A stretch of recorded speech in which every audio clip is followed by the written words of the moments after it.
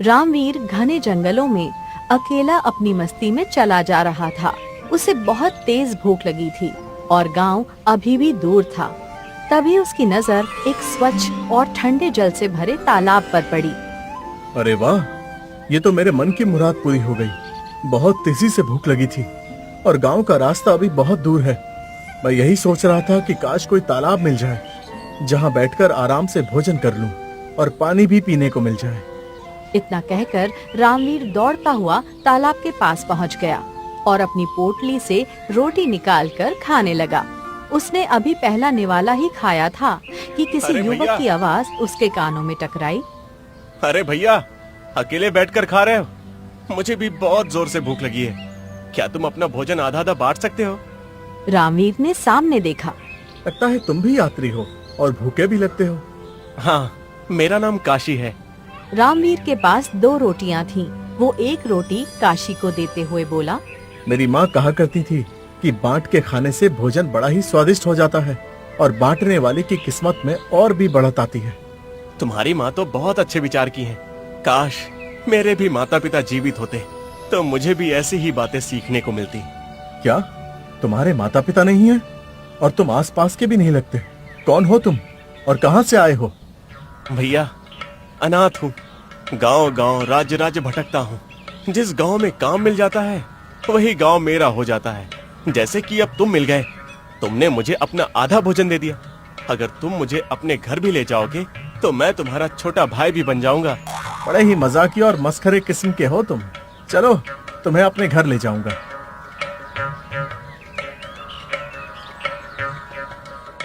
काशी रामवीर के साथ उसके गांव चला गया। जब रामवीर अपने घर पहुंचा तो उसके साथ एक अजनबी युवक को देखकर उसकी माँ चौंक गई। बेटा, ये कौन है? रामवीर सारी घटना अपनी माँ को बताते हुए बोला, माँ, ये अनाथ है। जंगल में तालाब के पास मिला। भूखा था तो मैंने इसे रोटी दी और अब अपने साथ ले आया। रामवीर की माँ काशी की ओर स्नेह से देखती हुई बोली, बेटा, आज से मैं तुम्हारी भी माँ हूँ। तुम इस घर में रामवीर के छोटे भाई की तरह रह सकते हो, लेकिन तुम्हें भी रामवीर की तरह काम करना होगा और मेहनत से कमाकर मुद्राएं मुझे देनी होगी।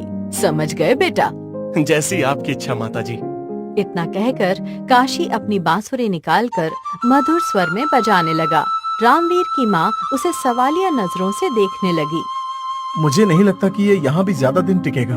ये बड़ा ही घुमक्कड़, हंसमुख और मस्खरे अंदाज का है।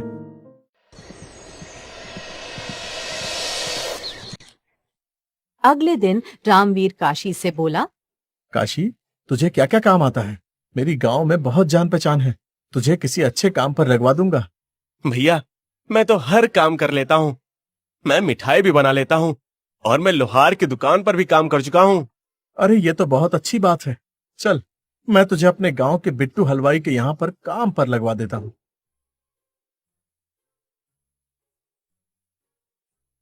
रामवीर काशी को लेकर बिट्टू हलवाई की दुकान पर पहुंच गया। अरे भैया, ये कौन है? ये मेरा मित्र है, दूसरे राज्य में रहता है। इसका नाम काशी है।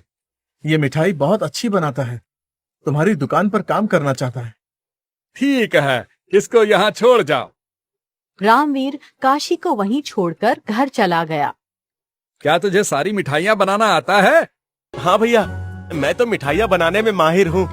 अच्छी बात है। दूसरे गांव के सेठ के यहाँ एक विवाह समारोह है। आज उसी की सारी मिठाइयाँ यहीं बनेंगी। जा, अंदर जाकर मिठाई बनाना शुरू कर दे।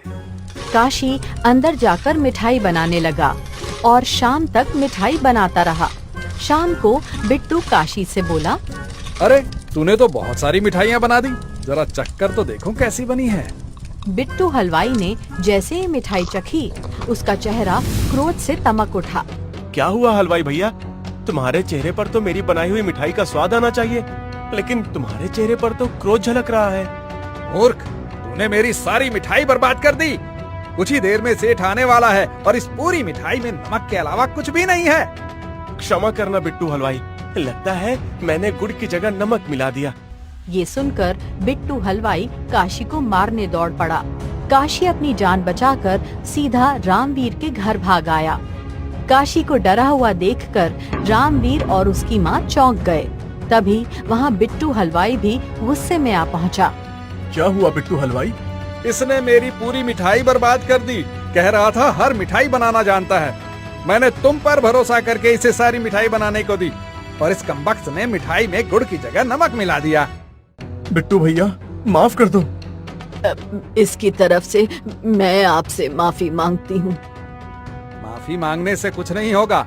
इसने जितना नुकसान किया है उसका पूरा हर्जाना चाहिए मुझे। ठीक है, मुझे कुछ समय की मोहलत दो, मैं तुम्हारे नुकसान की भरपाई कर दूंगा। बिट्टू हलवाई वहाँ से चला गया। तुमने तो मेरा नुकसान कर दिया काशी। क्षमा कर दो मेरे दोस्त, ये केवल मेरी लापरवाही की वजह से हुआ। मुझे इसकी आंखों में सच्चाई नजर आती है। ठीक है, तुमने कहा था कि तुम एक लोहार की दुकान पर भी काम कर चुके हो, तो मैं तुम्हें एक लोहार की दुकान पर ले जाऊंगा। तुम्हें अब वही काम करके बिट्टू हलवाई का सारा कर्जा चुकाना है। मुझे मंजूर है। अगले दिन रामवीर काशी को लेकर छुट्टन लोहार की दुकान पर पहुंच गया। रामवीर के साथ एक अनजाने युवक को देख छुट्टन लोहार चौंक पड़ा। अरे ओ रामवीर, ये तेरे साथ नया लौंडा कौन है? ये तो गांव का नहीं लगता। ये मेरा दोस्त है काशी। ये लोहार का काम करना चाहता है और इसे काम आता भी है, और आपसे कुशल लोहार तो पूरे गांव में कोई नहीं है। छुट्टन लोहार उस समय एक नाल को हथौड़े से ठीक कर रहा था। वो नाल को पकड़कर और काशी की ओर देखकर बोला, अभी पता लग जाएगा कि तू कितना कुशल है। ये हथौड़ा उठा और इसे नाल पर मार। मैं तो आंख बंद करके भी सही दिशा में हथौड़े का प्रहार कर सकता हूँ। इतना कहकर काशी ने पूरी ताकत से प्रहार किया, मगर हथौड़ा नाल पर नहीं बल्कि लोहार के हाथ पर जा लगा। हाय! अरे रामवीर, किसे उठा लाया है तू यहाँ? इसने तो मेरे हाथों का सत्यानाश करके रख दिया। ये देखकर रामवीर सन्न रह गया। तू तो कह रहा था कि तुझे लोहार का काम आता है, इसका मतलब तू किसी काम का नहीं है। तभी वहाँ बिट्टू हलवाई भी आ पहुँचा। क्या हुआ छुट्टन लोहार? छुट्टन लोहार दर्द से कराहते हुए सारी घटना बताने लगा। हाँ, कल इसने मेरी सारी मिठाई भी बर्बाद कर दी थी। तुम खामोश रह गए हो भैया, लेकिन मैं खामोश नहीं रहूंगा। मैं तो इसको पकड़कर महाराज आदित्य के पास घसीटता हुआ ले जाऊंगा, वही न्याय मांगूंगा। अब रामवीर बहुत गिड़गिड़ाया, पर छुट्टन लोहार और बिट्टू हलवाई नहीं माने। वो काशी को पकड़कर राजमहल ले गए। राजा आदित्य सिंहासन पर विराजमान था। महाराज, इसने जानबूझकर मुझ पर हथौड़ा मारा है और इसने मेरी मिठाई भी बर्बाद कर दी। हाँ रामवीर, ये तुम्हारा मित्र है? रामवीर गुस्से से काशी की ओर देखकर बोला, सच बताओ महाराज, मैं इसे 2 दिन पहले तक जानता भी नहीं था। ये जंगल में मिला था, तरस खाकर मैं इसे अपने घर ले आया। राजा आदित्य काशी की ओर देखकर बोला, इसका मतलब तुम झूठे हो। क्या पता तुम चोर हो, डाकू हो या कोई लुटेरे। तुम्हारी जगह यहाँ नहीं, कारागार में है। महाराज, सच मानिए, मुझे हर काम आता है, बस मुझसे गलती हो गई। नहीं, तुम्हारी शक्ल देखकर ही लगता है कि तुम्हें कोई काम नहीं आता। वैसे भी इन दिनों मुझे अपने राज्य की चिंता अधिक हो रही है और मुझे नींद तक नहीं आ रही है।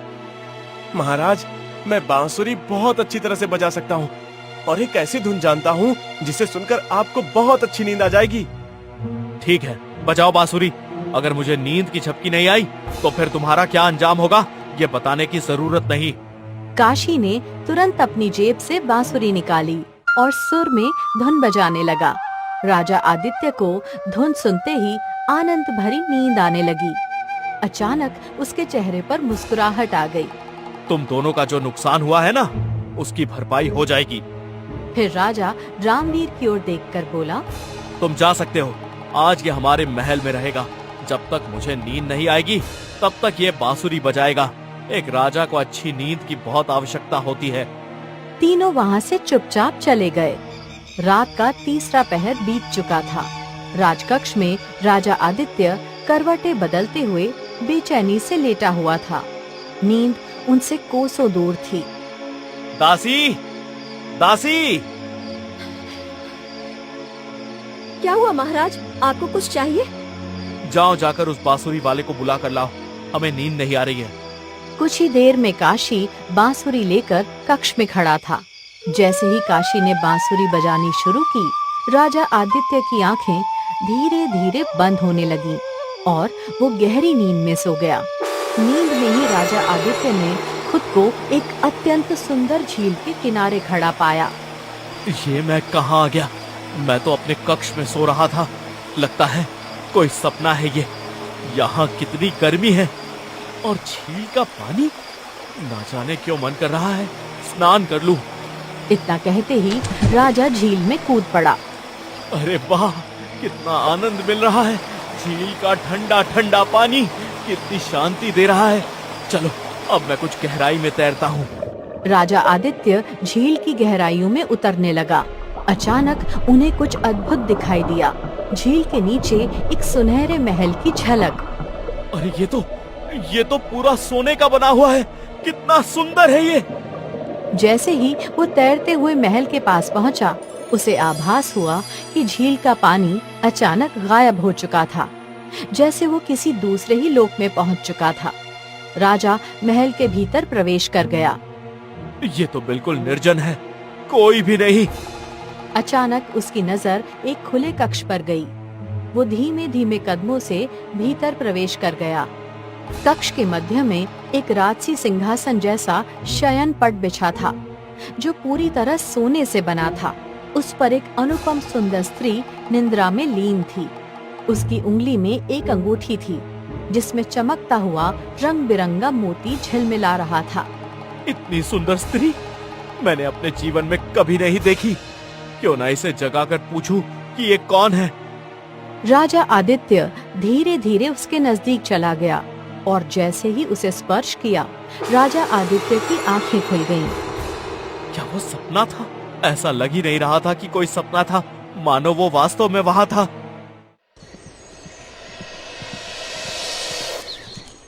सारा दिन राजा उसी रहस्यमयी सुंदर स्त्री के विषय में सोचता रहा।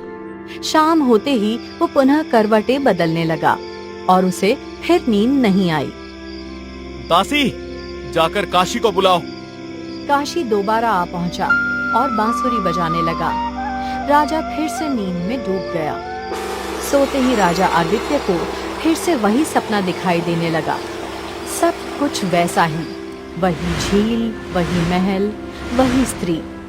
लेकिन जैसे ही राजा आदित्य ने स्त्री को जगाने का प्रयास किया, उसकी आंखें फिर से खुल गईं। इस बार राजा ने देखा कि काशी चुपचाप उसके कक्ष में हाथ में बांसुरी लिए खड़ा था। अरे, तुम अब तक यही हो?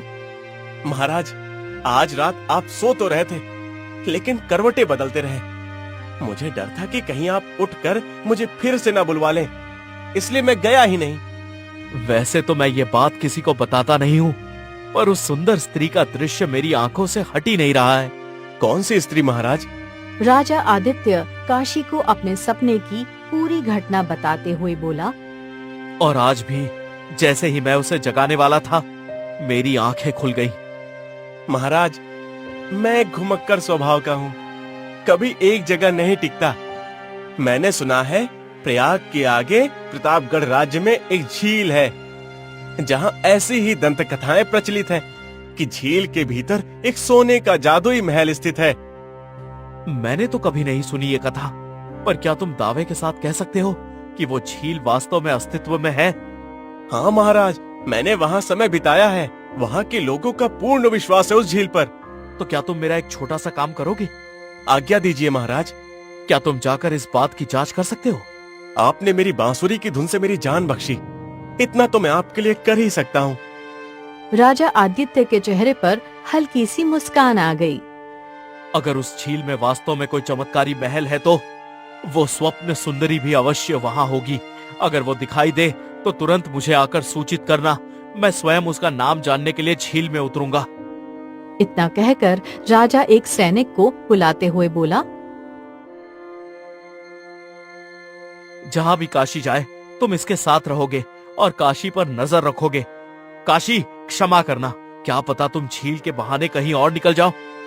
महाराज, आप मुझ पर भरोसा कर सकते हैं, पर यदि आप सैनिक साथ भेजना चाहते हैं तो मुझे कोई आपत्ति नहीं। कुछ देर बाद काशी और सैनिक घोड़े पर सवार होकर प्रतापगढ़ की ओर प्रस्थान कर गया। प्रतापगढ़ की सीमा पर पहुंचते ही सैनिक ने काशी से बोला, क्या तुम वास्तव में सच बोल रहे हो? क्या झील के अंदर कोई जादुई महल हो सकता है? मैंने केवल दंत कथाएं सुनी है, अब इसमें कितनी सच्चाई है ये तो झील के अंदर जाकर ही पता लगेगा। मैं तो केवल महाराज की सहायता करना चाहता हूँ। कुछ घंटों बाद वो दोनों प्रतापगढ़ के घने जंगलों में खड़े हुए थे। उनके सामने एक सुंदर सी झील थी। काशी ने बिना देर किए झील में छलांग लगा दी। कुछ देर बाद झील की गहराई में काशी को एक सोने का महल नजर आया। इसका मतलब महाराज का सपना सत्य था और यहाँ के लोगों की दंत कथाएं भी सच हैं। काशी उस महल की ओर तैरने लगा। महल के पास जाते ही उसे महसूस हुआ कि वहाँ पानी गायब हो चुका था, मानो वो किसी और ही संसार में पहुँच गया हो। काशी ने महल के अंदर प्रवेश किया। तभी उसके कानों में एक मधुर आवाज गूंजी। कौन हो तुम? काशी ने पीछे मुड़कर देखा। मैं तो झील के अंदर तैरने आया था, मुझे नहीं पता था कि इसके भीतर कोई महल है। जब मैंने इसे देखा तो खुद को रोक नहीं पाया। मेरा नाम रूप सुंदरी है। आज तक इस झील के नीचे बने महल में कोई मानव नहीं आया, तुम पहले हो। लेकिन इस महल में मुझे तो कोई और दिखाई नहीं दे रहा। क्या तुम यहाँ अकेली रहती हो? हाँ, मैं इस महल में अकेली रहती हूँ। तुम्हारे माता पिता, भाई बहन, रिश्तेदार कोई भी नहीं? देखने में तो तुम मुझे एक मानव ही लग रही हो। हाँ, मैं एक मानव ही हूँ। बस समझ लो कि मेरे ऊपर एक श्राप है। उसी श्राप की वजह से मैं इस महल के अंदर एक तरह से कैद हूँ, चाहकर भी बाहर नहीं जा सकती। तो फिर मुझे बताओ, वो तुम्हारे ऊपर कैसा श्राप है? ये मैं तुम्हें नहीं बता सकती। ये मैं केवल उसी को बता सकती हूँ जो ये सब जाने बिना मुझसे विवाह करे और मेरा पति बने। और तुम श्राप से मुक्त कैसे हो सकती हो? श्राप से मुक्ति का मार्ग भी मैं चाहकर भी किसी और को नहीं बता सकती, केवल अपने होने वाले पति को ही बता सकती हूँ। इतने वर्षों के बाद कोई मानव यहाँ आया है, ये मेरे लिए किसी चमत्कार से कम नहीं है, वरना मुझे लगता था कि मेरा सारा जीवन ऐसे ही कट जाएगा। काशी महल से जाने लगा। क्या तुम कुछ दिन महल में नहीं रुक सकते? चिंता मत कीजिए, मेरे जाने के बाद एक और मनुष्य यहाँ अवश्य आएगा जो आपके प्रेम में पागल हो चुका है। इतना कहकर काशी वहाँ से चला गया और झील के बाहर आ गया। सैनिक उसका इंतजार कर रहा था। क्या वास्तव में झील के अंदर कोई सुंदर सोने का महल मौजूद है? ये बात तो मैं महाराज आदित्य को ही बताऊंगा। काशी सैनिक के साथ महल की ओर चल पड़ा, जहाँ राजा आदित्य बेसब्री से उसका इंतजार कर रहा था। क्या तुम्हें रास्ते में झील के भीतर कोई महल मिला? जी महाराज, और वहाँ एक सुंदरी भी मिली जो उस महल में अकेली रहती है।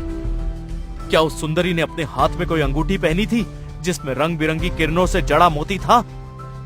हाँ महाराज, बिल्कुल वही अंगूठी थी। बड़ी विचित्र बात है। इसका मतलब वही रूप सुंदरी नाम की सुंदर स्त्री मेरे स्वप्नों में आती थी, लेकिन वो मेरे स्वप्न में क्यों आई? महाराज, हो सकता है कि नियति ने आपके द्वारा ही उसे श्राप से मुक्त होना लिखा हो। तुम सही कह रहे हो। अब मुझे कोई फर्क नहीं पड़ता कि उस पर क्या श्राप है। मैं तो उसी से विवाह करूंगा, नहीं तो कभी नहीं करूंगा। राजा आदित्य काशी के साथ तुरंत उस झील की ओर चल दिया और कुछ घंटों के बाद वो झील के किनारे पर खड़ा था। अब आगे क्या करना है बताओ? कुछ नहीं, बस थोड़ी देर बाद आपको वही स्वर्ण महल दिखाई देगा। इतना कहकर काशी झील में कूद गया और राजा आदित्य भी पीछे पीछे कूद गया। झील की गहराई में उतरते हुए राजा को वो महल दिखाई देने लगा। इसका मतलब काशी का एक एक शब्द सत्य था, और जैसे ही मैं पास आया पानी गायब हो गया, बिल्कुल स्वप्न की तरह। महाराज आइए, मेरे साथ भीतर चलिए। रूप सुंदरी इसी महल में अकेली रहती हैं। राजा आदित्य और काशी महल के भीतर प्रवेश कर गए। भीतर रूप सुंदरी सोने के सिंहासन जैसे बिस्तर पर बैठी हुई थी। रूप सुंदरी काशी की ओर देखकर बोली, तुम तो वही हो जो पहले यहाँ आए थे। और मैंने कहा था ना, मेरे बाद एक और मनुष्य आएगा। यही है वो। केशव नगर के राजा आदित्य, जो 2 दिन से आपको स्वप्न में देख रहे हैं। मैंने तुम्हें स्वप्न में देखा था और स्वप्न में ही तुमसे प्रेम कर बैठा। मैं तुमसे विवाह करना चाहता हूँ। ये सुनकर रूप सुंदरी चौंक गई और अचानक उदास होकर बोली, पर मुझ पर एक श्राप है। मुझे कोई फर्क नहीं पड़ता कि तुम्हारे ऊपर कौन सा श्राप है, मैं बस तुमसे विवाह करना चाहता हूँ। इतना कहकर राजा आदित्य ने अपने हाथ से सिंदूर उठाया और रूप सुंदरी की मांग में भर दिया। अब तो तुम मेरी पत्नी हो और मैं तुम्हारा पति। अब तो तुम मुझे बता सकती हो ना कि तुम्हारे ऊपर क्या श्राप है। आपने तो मुझे श्राप से मुक्त कर दिया है। मैं कुछ समझा नहीं। अब मैं आपको सच बताऊंगी। मुझे आदेश दिया गया था कि यदि मैंने अपने पति के अलावा किसी भी मनुष्य को सच्चाई बताई तो मैं कभी इस श्राप से बाहर नहीं निकल पाऊंगी। मैं प्रतापगढ़ के राजा भैरव की पुत्री रूप सुंदरी हूँ। Flashback story. एक दिन रूप सुंदरी झील के किनारे खड़ी थी और उसकी दासी भी साथ में थी। तुम भी ना कहानियों पर भरोसा करती हो। मुझे लगता है यहाँ के लोगों के मन में भ्रम है कि झील के अंदर कोई महल है। मुझे तो यहाँ सिर्फ शांति दिखाई दे रही है। नहीं राजकुमारी, कहते हैं इस झील में झील देवता का वास है। वही प्रतापगढ़ की रक्षा करते हैं। उनके लिए ही इस झील के भीतर एक सोने का महल बना है। रूप सुंदरी की नजर झील के किनारे तैरती हुई एक सुंदर बत्तख पर पड़ी। ये बतख तो बहुत सुंदर लग रही है। क्यों ना मैं इसका शिकार कर लूं? राजकुमारी, झील के किनारे शिकार करना मना है। मुझे पहली बार किसी जानवर का शिकार करने का मन कर रहा है। रूप सुंदरी ने तीर चला दिया और बत्तख घायल होकर झील में डूबने लगी। मैंने पहली बार किसी जानवर को मारा है और वो भी पानी में डूब रहा है। मैं इसे पिताजी को दिखाऊंगी। इतना कहकर रूप सुंदरी झील में कूद गई। थोड़ी देर में उसने देखा कि झील के भीतर एक भव्य सोने का महल था। झील के अंदर का महल? इसका मतलब नगर वासियों की दंत कथाएं सही थी। वो महल के अंदर चली गई, जहाँ पानी का कोई असर नहीं था। तभी किसी के करहाने की आवाज उसके कानों में गूंजने लगी। ये आवाज कैसी है? कौन है यहाँ? वो दौड़ती हुई एक कक्ष में पहुँची, जहाँ एक सुंदर पुरुष घायल अवस्था में बैठा हुआ था। मैं बतख के रूप में झील में विचरण कर रहा था। तुमने मुझे मनुष्यों का तीर मारकर घायल कर दिया। अब मैं अधिक देर तक अपने असली रूप में नहीं रह पाऊंगा। मैं तुम्हें श्राप देता हूँ। तुम इस महल से कभी बाहर नहीं निकल पाओगी। इतना कहकर वो पुरुष एक अंगूठी में बदल गया, जिसमें बीच में एक कीमती मोती जड़ा हुआ था। ये क्या हो गया? मुझे कुछ समझ नहीं आ रहा। रूप सुंदरी बाहर की ओर भागने लगी, लेकिन महल के द्वार बंद हो गए। तभी रंग बिरंगी किरणों के बीच एक दूसरा सुंदर पुरुष वहाँ प्रकट हो गया। मेरा पुत्र नादान था जो तुम्हें श्राप दे बैठा। मैं इस झील का देवता हूँ और ये मेरा महल है। मुझसे जो हुआ अनजाने में हुआ। श्राप तो वापस नहीं लिया जा सकता। ये अंगूठी फिर से पहन लो। भविष्य में यदि कोई मनुष्य इस झील में आए और तुम्हारे श्राप को जाने बिना केवल तुम्हारी सुंदरता से मुग्ध होकर तुमसे विवाह कर ले, तो तुम इस श्राप से मुक्त हो सकोगी और मेरा पुत्र अपने असली रूप में लौट सकेगा। लेकिन याद रखना, विवाह से पहले अगर तुम किसी को इस श्राप के बारे में बता दोगी तो फिर कभी इस महल से बाहर नहीं जा पाओगी। और यदि कोई मनुष्य तुम्हारे श्राप को जाने बगैर तुमसे विवाह कर ले, तब तुम इस अंगूठी को अपनी उंगली से निकालकर महल की सोने की दीवार को स्पर्श करा देना। मेरा पुत्र मुक्त हो जाएगा और तुम भी।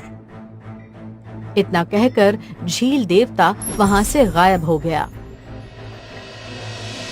तो फिर तुम्हें इस विचित्र अंगूठी को तुरंत महल की दीवार पर स्पर्श कर देना चाहिए, ताकि झील देवता को भी मुक्ति मिल जाए और वो अपने असली रूप में लौट आए। हाँ, अब समय आ गया है। रूप सुंदरी अंगूठी को उतारकर महल की दीवार से स्पर्श करने ही वाली थी कि तभी काशी बिजली की गति से आया और उसके हाथ से अंगूठी छीन ली। काशी, ये क्या कर रहे हो? रुको, तुम ये क्या कर रहे हो? लेकिन काशी हंसने लगा। मूर्ख राजा, इसी अंगूठी को पाने के लिए ही तो मैंने ये पूरा खेल रचा था। क्या मतलब है तुम्हारा? मेरा नाम काशी नहीं है और ना ही मैं कोई साधारण युवक हूँ। मैं प्रतापगढ़ का प्रसिद्ध जादूगर काल भैरव हूँ। मैं सदियों से इस झील की देवता के पुत्र की बलि चाहता था, लेकिन उसे कभी पकड़ नहीं सका। जब मैंने देखा कि रूप सुंदरी ने उसे घायल किया और वो खुद श्रापवश अंगूठी बन गया, तभी मुझे अवसर दिखा। मैं जानता था ये अंगूठी ही उसकी आत्मा है। मैंने काशी का रूप लिया। पहले रामवीर को मूर्ख बनाया, मिठाई खराब की, लोहार पर हमला करवाया। मुझे पता था कि वो मुझे राजा के पास जरूर ले जाएंगे। और फिर मैंने अपनी बांसुरी की धुन से राजा आदित्य को तुम्हारा सपना दिखाया, ताकि वो तुम्हारी सुंदरता पर मोहित होकर तुम्हें ढूंढे और फिर तुम्हें श्राप से मुक्त करे। राजा स्तब्ध खड़ा था, पर तभी जादूगर एक और रूप में परिवर्तित हो गया।